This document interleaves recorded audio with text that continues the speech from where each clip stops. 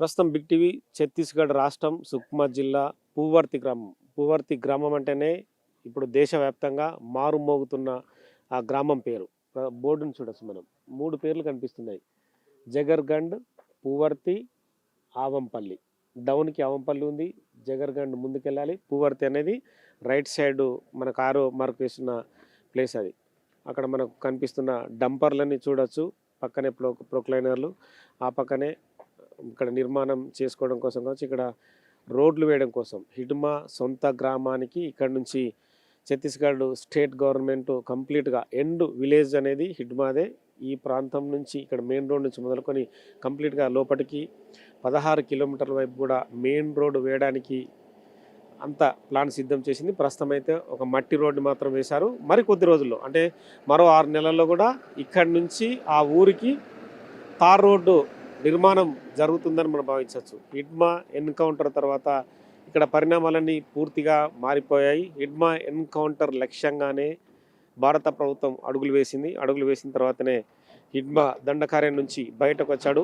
బయటకు వచ్చిన తర్వాత తను మరి బయటకు వెళ్ళాలనుకున్నాడా, లేదంటే విజయవాడలో తను కొంతమంది వ్యక్తులను నమ్మి ఆరోగ్యం సహకరించక ఏమన్నా వైద్య సాయం కోసం వచ్చాడన్న విషయాలు ఇప్పటికి కూడా ఖచ్చితంగా సస్పెన్షన్లో ఉన్నాయి. కానీ హిడ్మా తన భార్య రాజేతో పాటు మరో 4 మారేడుమిల్లిలో ఎన్కౌంటర్ కాబడ్డారు. మహేష్ చంద్ర లడ్డా డీజీ ఇంటెలిజెన్స్ డీజీ బాస్ కూడా ఏపీ ఇంటెలిజెన్స్ బాస్ కూడా ఆ ఎన్కౌంటర్కి పూర్తి వ్యూహరచన చేసి హిడ్మా ఎన్కౌంటర్లో సక్సెస్ అయ్యాడు కూడా. కానీ హిడ్మా ఎన్కౌంటర్ తర్వాత ప్రస్తుతం మొత్తం ఈ ప్రాంతం అంతా కూడా పోలీసు బూట్ల చప్పులతో ఇప్పటికి కూడా కంటిన్యూ కూంబింగ్ అవుతూనే ఉంది. ఎందుకంటే బార్సా దేవా ప్రస్తుతం హిడ్మా తర్వాత వినిపిస్తున్న పేరు బార్సా దేవా. హిడ్మా విలేజ్ పూవర్తి నుంచే తను కూడా మావోయిస్ట్ పార్టీలో ప్రాతినిధ్యం వహిస్తున్నాడు. సేమ్ కమాండర్ ఆపరేషన్ చేయడం కూడా బార్సా దేవా చాలా నిపుణుడని చెప్పి కూడా ఇప్పటికీ బయటకు వచ్చిన మావోయిస్టులందరూ కూడా చెప్తున్నారు. అంటే బండి ప్రకాష్ కానీ, పుల్లూరి ప్రసాదరావు అలియాస్ చంద్రన్న కానీ, ఆజాద్ కానీ మిగతా వాళ్ళ లొంగుబాట్లు కూడా పూర్తిగా మావోయిస్ట్ పార్టీని ఖచ్చితంగా దీనస్థితికి తీసుకెళ్ళాయి. అంటే పతనావస్థ అనేది కూడా మనకు కనిపిస్తుంది. నెక్స్ట్ లెవెల్లో ఏం జరుగుతుందని పక్కన పెడితే మాత్రం ఛత్తీస్గఢ్ స్టేట్ కానీ, మహారాష్ట్ర కానీ, ఆంధ్రప్రదేశ్ కానీ, తెలంగాణ కానీ, ఒరిస్సా బార్డర్ కానీ ఖచ్చితంగా పూర్తిగా కేంద్ర బలగాల ఆధీనంలో ఉన్నాయి. ఇలాంటి అణువులన్నీ కూడా కేంద్ర బలగాల బూట్ల చప్పుళ్లతో మారిమోగిపోతున్నాయి. అంటే ఇలాంటి ప్రాంతాలన్నింటినీ కూడా వాళ్ళు ఆధీనంలోకి తీసుకొని రోడ్లు వేయడం, వాళ్లకు సౌకర్యాలు కల్పించడం కోసం అన్నీ కూడా ఏర్పాట్లు చేస్తున్న పరిస్థితి ప్రస్తుతం మనం చూడొచ్చు. ఇక్కడ కనిపిస్తున్న జేసీబీలు కానీ, ప్రొక్లైనర్లు కానీ పూర్తిగా ఇవన్నీ కూడా రోడ్లు వేయడం కోసం ఏర్పాటు చేసిన ఏదైతే క్యాంపెయిన్లు, ఈ క్యాంపెయిన్లో కూడా మనుషులు వండుకుంటూ పక్క రాష్ట్రం నుంచి వచ్చిన వర్కర్లతో కూడా ఈ ప్రాంతంలో రోడ్లు వేస్తున్నారు. సో మొత్తానికైతే ఒకనాడు ఏదైతే కనీసం మనుషులు నడవలేకుండా ఉండేవాళ్ళు ఈ ప్రాంతంలో దాదాపుగా అంటే మామూలుగా సిమెంట్ బ్రిడ్జిలు ఉన్నా కూడా అవన్నిటిని కూడా తీసివేసి కేవలం ఇనుప బ్రిడ్జిల్నే ప్రస్తుతం వాడుతున్నట్టుగా మనకు అర్థమవుతుంది. ఆ బ్రిడ్జులు అన్నింటిని కూడా ఖచ్చితంగా ఎప్పటికప్పుడు చెక్ చేసుకుంటూనే వీళ్ళు వెళ్తున్నారు పోలీసులు. ఎందుకంటే ఇప్పటికి కూడా ఎక్కడైనా మందు పాత్రలు పెట్టి మావోయిస్టులు పేల్చొచ్చు అన్న అనుమానాన్ని ఇప్పటికి కూడా వ్యక్తపరుస్తున్న ఇష్యూస్ని మనం కనిపించవచ్చు. సో మొత్తానికైతే ఓవరాల్గా హిడ్మా విలేజ్ అనేది కూడా అధునాతనమైన విలేజ్. అంటే భారతదేశంలో హిడ్మా అంటేనే కమాండింగ్ ఆపరేషన్లో దిట్ట. హిడ్మా 40 ఏళ్ల ప్రస్థానంలో దాదాపుగా 26 ఆపరేషన్లు నిర్వహించాడు. 150 మందికి పైగా చంపాడనేది కూడా ఆరోపణ హిడ్మా పైన ఉంది. హిడ్మాని వదిలే ప్రసక్తి లేదని చెప్పి భారత హోంశాఖ మంత్రి అమిత్ షా ప్రకటించినట్టుగానే ఎన్కౌంటర్ జరిగిందని చెప్పచ్చు. ఇక్కడ వర్కర్స్ అందరూ కూడా మనం చూడవచ్చు.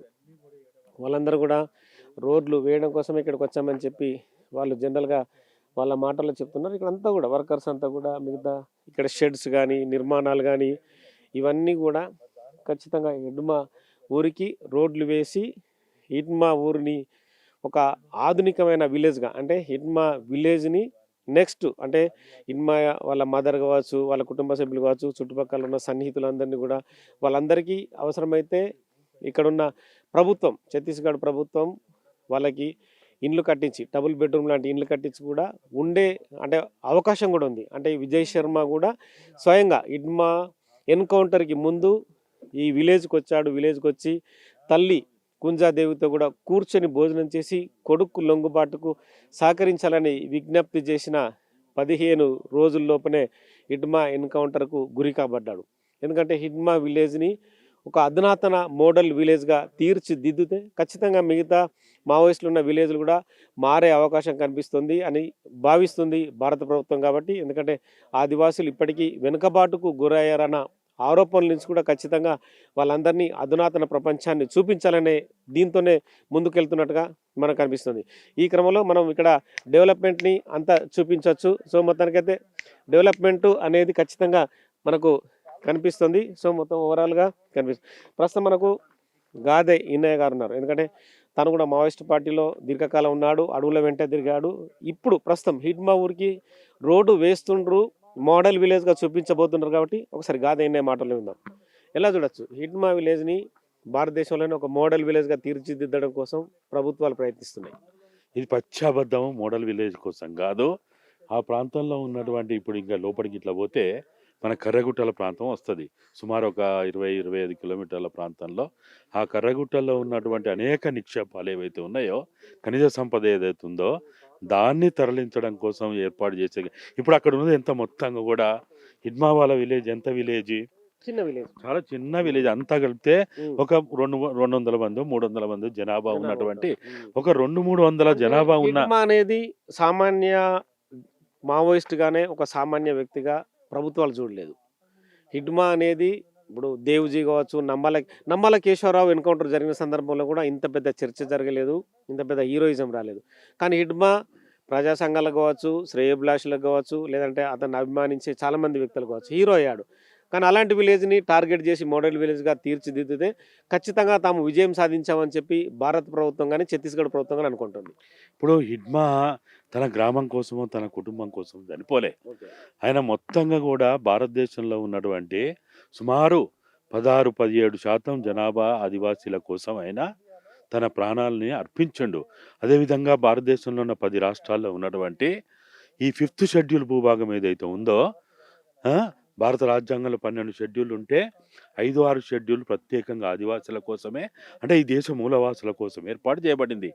ఈ 5th షెడ్యూల్ మీరు అమలు చేయండి, మా సంపదను మేము కాపాడుకుంటాము, మా వనరులు మేము కాపాడుకుంటాము, తరతరాలుగా కాపాడుకుంటూ వచ్చినాము, మేము ఈ చెట్టును ముద్దాడతాం, గుట్టను ముద్దాడతాం, రాయిని ముద్దాడతాము, ఈ సంపద ప్రతి దాన్ని కూడా మేము మా కుటుంబంలో మా కంటి లెక్క, మా చేయి లెక్క, మా కాళ్ళు లెక్క ఈ సంపదను కాపాడుకుంటాము.